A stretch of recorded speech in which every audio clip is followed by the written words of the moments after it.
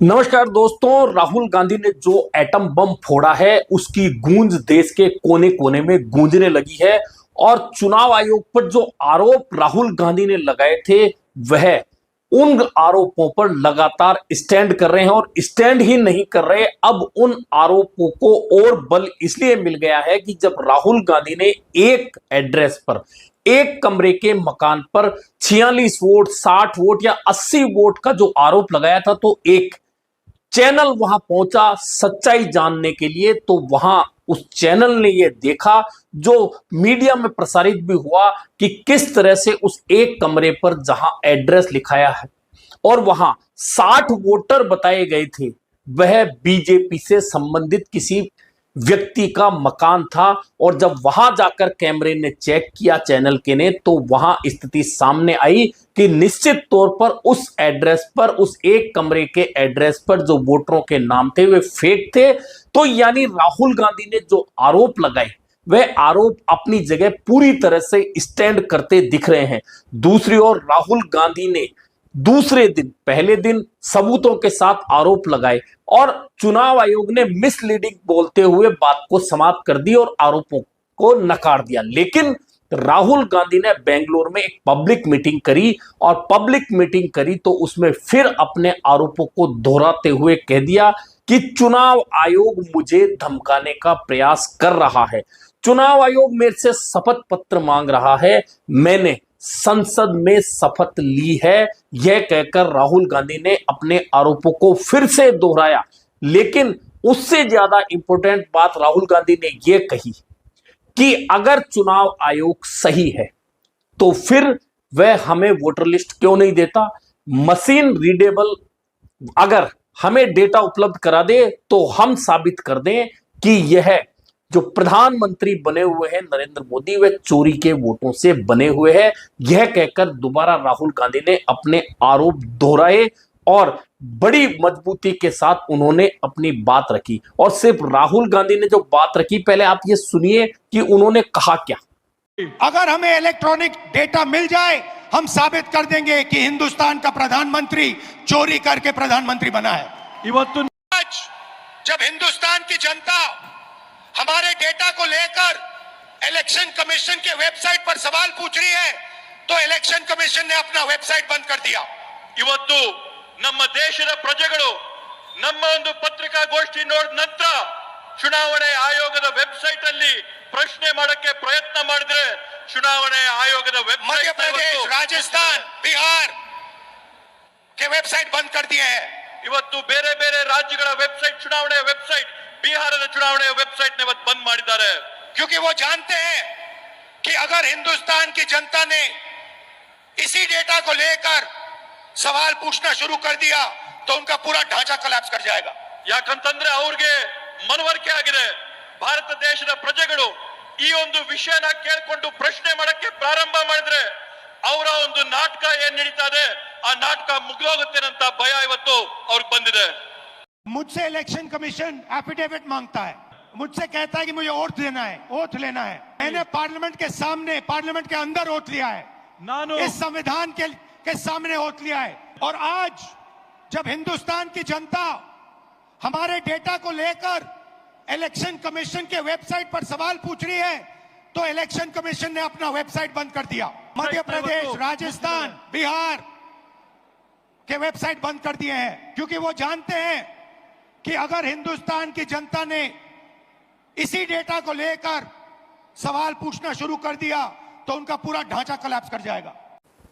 इधर राहुल गांधी हमलावर थे तो उनकी बहन प्रियंका गांधी ने, जो वायनाड से कांग्रेस की सांसद हैं, आज संसद में जाते समय जब मीडिया ने उनसे बात की एफिडेविट को लेकर कि आखिरकार राहुल गांधी एफिडेविट पे हस्ताक्षर क्यों नहीं कर रहे, तो प्रियंका गांधी भी हमलावर हुई और हमलावर होकर प्रियंका गांधी ने कहा कि कौन सा एफिडेविट, किस एफिडेविट की बात करें, उसी की जो 30 दिन में अगर आप देंगे, जिसका नियम चुनाव आयोग ने बना रखा है, तो कार्रवाई होगी। तो कार्रवाई किसकी? उन्होंने सबूत के साथ में, राहुल जी ने सबूत के साथ में तमाम चीजें सामने रखी है।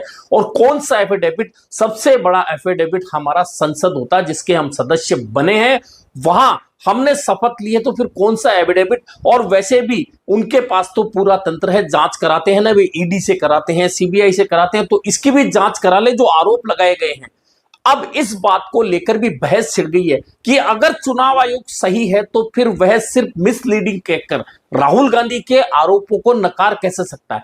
जिस तरह से राहुल गांधी ने एक एक सबूत पेश किए हैं मीडिया के सामने, तो चुनाव आयोग को क्यों नहीं सामने आकर उन एक एक बातों को झूठा साबित करना चाहिए जो राहुल गांधी ने चुनाव आयोग पर आरोप लगाए। लेकिन इधर दूसरी बात जो देखने को मिली, राहुल गांधी ने अपनी बात में इशारा भी किया कि हम जब डेटा मांग रहे हैं तो आखिरकार चुनाव आयोग इलेक्ट्रॉनिक डेटा नष्ट क्यों कर देता है, हमें वोटिंग लिस्ट क्यों नहीं देता, वह मशीन से रीडेबल डेटा जो क्यों नहीं देता, अगर वह हमें दे दे तो हम आरोप साबित कर दें कि हां वोटों की चोरी हुई है।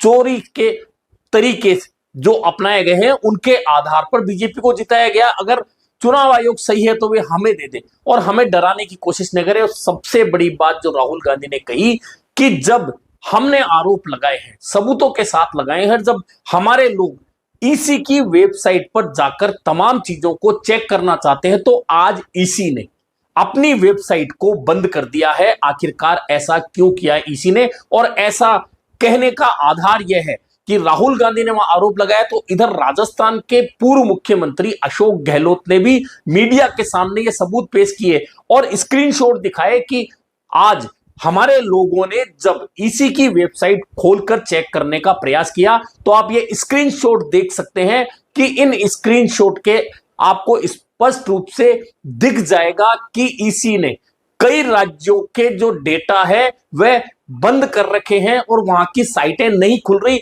यानी कि आरोप जो राहुल गांधी ने बेंगलोर में लगाए कि चुनाव आयोग की साइट बंद है, तो वह आरोप दोहराते हुए अशोक गहलोत ने स्क्रीनशॉट दिखाए कि किस तरह से वेबसाइट बंद नजर आ रही है। उनके स्क्रीनशॉट बाकायदा अशोक गहलोत ने लेकर दिखाए। तो कुल मिलाकर राहुल गांधी ने जो कुछ भी किया, जो सबूत पेश किए मीडिया के सामने, उन्हें भले ही चुनाव आयोग मिसलीडिंग कहकर नकार दे, लेकिन वे आरोप तो खड़े हैं। क्योंकि अब जो रास्ता कांग्रेस और इंडिया गठबंधन अपनाने वाला है, क्योंकि इंडिया गठबंधन के तमाम नेताओं को भी राहुल गांधी ने बुलाया और पहले जब प्रेस कॉन्फ्रेंस करके सबूत पेश किए, उसके बाद इंडिया गठबंधन के जिसमें 28 दलों के नेता आए, वहां राहुल गांधी ने उन्हें भी पूरी वह बातें समझाई जो वोट चोरी किस तरह से हो रही थी। उसके बाद एक वीडियो आया है अखिलेश यादव का। अखिलेश यादव ने बताया कि किस तरह से उपचुनाव के दौरान 18,000 वे वोट काटे गए जो मुस्लिम और यादव थे। और एफिडेविट की बात जहां तक है, तो अखिलेश यादव ने कहा कि मैंने एफिडेविट के साथ में ये तमाम सबूत चुनाव आयोग को दिए थे, लेकिन आज तक उन पर कोई कार्रवाई नहीं हुई। यानी कि जो एफिडेविट की बात जो आ रही है, उस बात को लेकर अखिलेश यादव ने भी चुनाव आयोग पर हमला बोला। अब राहुल गांधी के जो सबूत हैं, उन सबूतों के बाद में निश्चित तौर पर इंडिया गठबंधन में एक अलग सी जान आई है, ये अलग है। लेकिन दूसरी ओर राहुल गांधी ने अब नया रास्ता अपनाने की जो बात कही है, उन्होंने एक 8 मिनट का वीडियो अलग से जारी किया है। वह वीडियो अगर तमाम देश में दिखाया जाएगा, दिखेगा, क्योंकि बहुत सारे लोग सोशल मीडिया पर उसे देख रहे हैं, शेयर कर रहे हैं, तो उसमें तमाम बातें उन्होंने स्टेज वाइज बताई कि किस तरह से उत्तराखंड में हम जब चुनाव हारे, मैंने लोगों से पूछा, हमारे नेताओं से पूछा कि वहां जब इतनी भीड़ आ रही थी तो यह कैसे संभव हो सकता है कि बूथ पर एक भी वोटर आया ही नहीं वोट डालने।